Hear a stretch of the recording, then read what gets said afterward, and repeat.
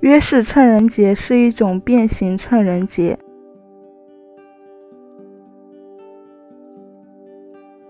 先打一个乘人结，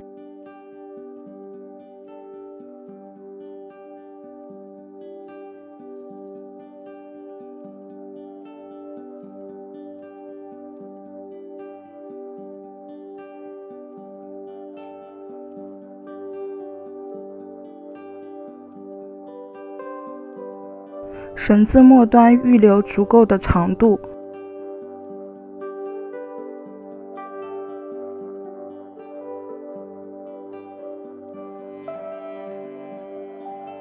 绳头在大绳环上绕一圈，再从小绳圈中穿出，调整拉紧。